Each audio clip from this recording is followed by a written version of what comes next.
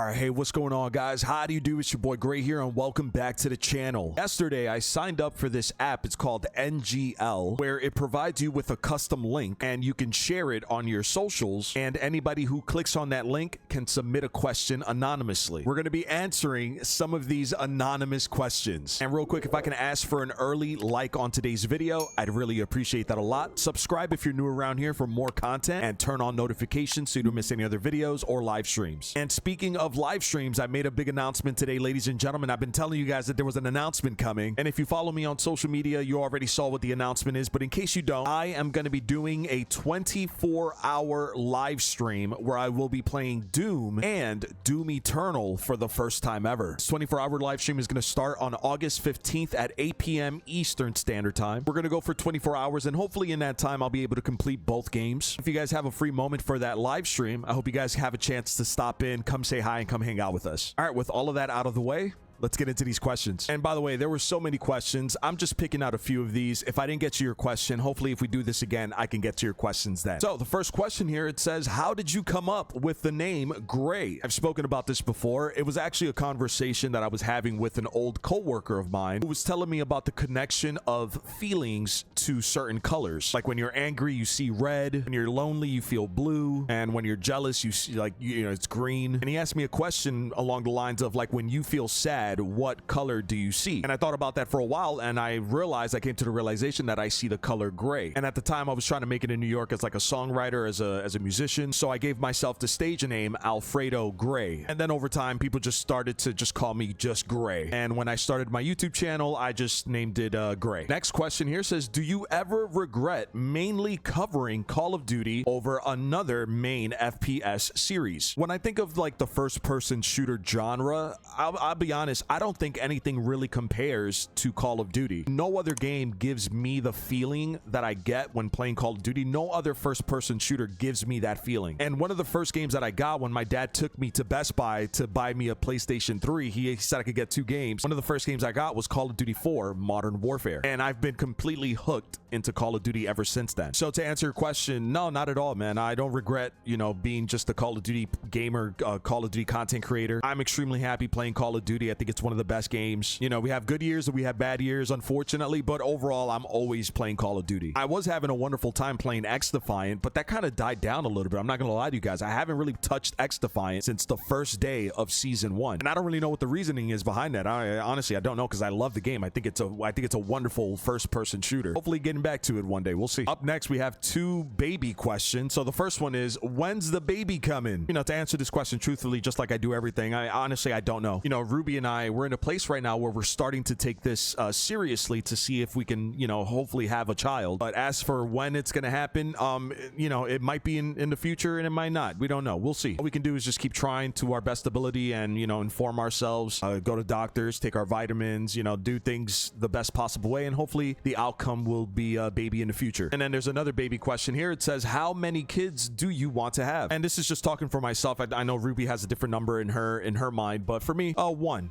would be fantastic. I don't know if I've ever said this publicly before, but I was never like the guy that I wanted kids. Like, I was more of the mindset, if it happens, great, fantastic, and if it doesn't happen, then it's fine. But all of that kind of changed for me, like, oddly enough, when we got our puppy, when we got Bear. And after, like, raising a puppy and caring for, nurturing and teaching her stuff, I was like, man, this is kind of like what raising a child would be, except, it would be like coming from me and Ruby. And that really filled me with like, man, I want that. I really would like that. And that's when I started taking it more seriously of like wanting a child. But 1 would be incredible. I mean, I'd be very happy with 2 as well, just so if we have like a daughter, maybe she has a brother to play with, vice versa. But again, we'll see, man. We'll see what happens in the future, and hopefully we do have 1 down the road. We'll see. All right, next question here is, what is the worst date that you have ever been on? I was sitting here for a bit and I was thinking of an answer for you guys, but honestly, I can't think of one. Whether there was like a long-term relationship that followed a date, or whether it ended or whatever, it was never necessarily like a bad date. I can't think of anything that was like, man, that was a really bad date. So I don't know. I guess all the dates that I've ever had have always been cordial and nice. Next question here: have you ever cheated on or been cheated on? Well, to answer the first part, have I ever like cheated on someone? I don't think I don't think I have, because even if there was a scenario where like I was gonna date somebody else, I'm always so honest and open about this. Like it was always known. And if I've ever been in a committed relationship, I don't really stray. So personally, I can't, like, I'm trying to honestly think here. I haven't cheated on anybody. And the second part here, have I ever been cheated on? I actually have been cheated on. And yeah, it sucked. I don't even want to talk about it just because it just brings up memories. But yeah, I have, and it was bad. It was once, but it was bad. Next question is, when was the last time you lied? I don't know, man. I'm not gonna, I can't sit here and make something up. I honestly don't know. One of the best things and the worst things at the same time about myself is that I'm a fairly honest person no matter the situation. I mean, the only thing I can really think of as far as like, if you considering it as a lie, I have been asked like how I've been doing, and I haven't necessarily been that forthcoming with a lot of people. Like, hey, how you doing? Great. And I'll just be like, oh, everything's good, doing good, when things necessarily aren't good. I guess I don't necessarily see that as a lie, just because I just don't want to get into it at that moment. So I guess just thinking back, maybe recently, with everything that's been going on with the channel, with my finances and a lot of the different things going on with YouTube and streaming on my end, people have been asking me how things are going. I've been saying that things have been going good, and kept a smile on my face and all this energy up, but inside I'm like, it sucks. Next question here, somebody wants to know, how tall are you? I am 5'6.5". I'm just kidding about the half. I don't know, but I am 5'6". I've said this many times before. Like, the weird thing is, I'm the tall one in my family, which, by the way, my little brother is he's like right about my height, and he's only 13 years old. So I have high hopes. I gave him a big hug. I saw him yesterday. I gave him a big hug, and I'm like, bro, you're gonna be the tall one, man. But that's the thing, man. My family, we aren't necessarily tall. So I mean, there's like a handful of people that are like really tall as far as like cousins, but it's like a handful. Even then, it's like that, not that many. Next question here is, favorite sex position. Now listen, again, just complete transparency here. I did ask my wife for permission to answer some of these questions, just because I don't want to not only embarrass her, but I also don't want to put her in an uncomfortable position. So there are several questions like this that are a little too personal for me to answer, but I wanted to put these questions in the video so you guys can see how crazy some of these are. Following that, next question here is, what was your favorite show when you were a kid? When I was younger, when I was a kid, I was big on television. Like, I used to watch a lot of TV and just watch a lot of different shows.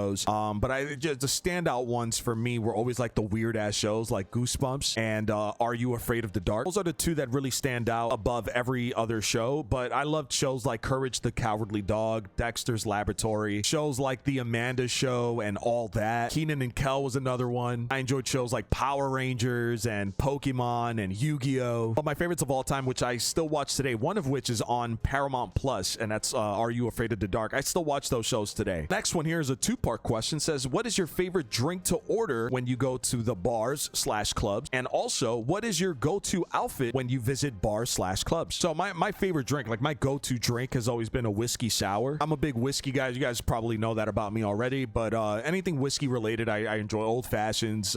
Whiskey sour is my go-to. When I was in college, I used to drink a lot of, there's this drink called the Three Wise Men, and it was like a triple shot of like Jack Daniels, Jim, and then the third one was either like a Jameson or a Johnny Walker. Lately though, me and my wife, we've been really enjoying espresso martinis, but for me, I'll always be the whiskey guy. So like, whiskey is my favorite go-to drink. As far as like my outfits, it depends on the spot, depends on the club. If I'm just going to a bar, I usually just go casual. If we're going out to a nice club where people are dressing up, it depends. Something about me though, like now that I'm getting a little older, I actually, like a year or two ago, I got rid of all of my jeans, so I don't wear jeans anymore. That's something. Like, my go-to at the moment is like, I'll wear like chinos, or I would just wear some pants, dress pants, some ankle length pants and stuff like that. Oh boy. Next question here. Somebody asked, what's your body count? You guys are nuts for these, man. That's another one, ladies and gentlemen. I'm not at liberty to give that information. Next, what made you want to be a content creator? So when I was younger, my biggest dream of like what I wanted to do or be when I grew up was I wanted to play video games when I grew up. Like, I wanted to have video games to be part of like my job. And for the longest time, I just thought that was just completely like, that was just make make-believe. Like, no, there's nothing like that. And then it was during the time when Call of Duty Infinite Warfare was out, and I was really struggling with this game. And I had to come to a decision where it was like, do I want to continue trying to, you know, get better at this game, or do I just want to stop playing Call of Duty? So I ended up going on YouTube for the first time ever. I've never done this before. I went on YouTube and I just typed in Call of Duty Infinite Warfare tips and tricks. And one of the first videos that I saw was Korean Savage. And then from Korean Savage, I started seeing other content creators like Swag, Prestigious Keys, Hollow Point, you know, people like Dismo and people like Jev. And I subscribed and I would follow these guys on their social medias and everything. And then one day I saw Swag posted a picture about a new car that he bought. And it was something along the lines like he posted the picture and it was something like, yo, man, this wouldn't have been able to happen without you guys. Thank you so much. And that's when I kind of like, wait, like you bought that car because you uploaded videos on YouTube? And when I figured that out, when I found out that, you know, people were doing this as a job, as a career, I just went completely all in on this because it was an absolute like dream for me. So the thing that made me want to be a content creator was always just something that I've always wanted to do, was just play video games and make it a career. Next question says, are you planning on dropping more merch once you hit 100K? So whenever that day comes, whenever we hit 100K, if ever we hit 100K, yeah, that is the plan. I know we're fairly close to the 100K, but I still don't have an idea of what I really want to release. But we did the 50K collection. If you guys are interested, you can find the link to our 50K merch in the description below. I'm definitely going to do something different, but it's still going to have like the ACH, aggression, chaos, and heart theme to it. One thing I know for sure that I want to do, if I can manage to pull this off, I wanted to release like a perfume or a scent that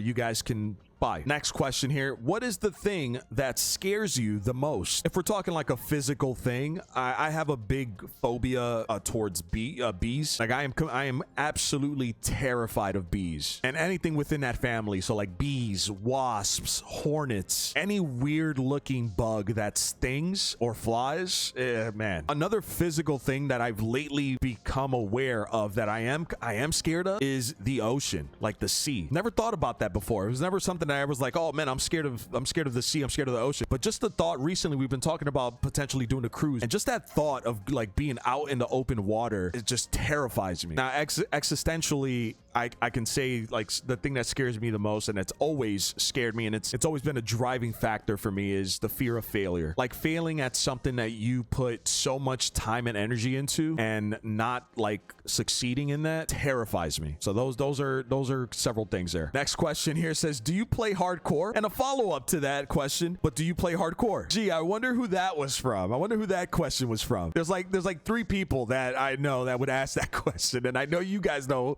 I know you know that I know who it is. Very funny. All right. Yes, I do play hardcore. And this is the last question here. I don't want to make this video extremely long. Thank you all so much for all your questions, by the way. There were so many unanswered questions, but if you asked a question that I didn't answer, it's probably because I've just answered it so much. Here we go, man. Last question. Somebody says, I started streaming but had to stop because of family thing. Want to start back up but can't get any viewers. Any tips on how to get viewers? Well, best of luck first and foremost. Best of luck to you if you start streaming again or whatever it is that you're doing.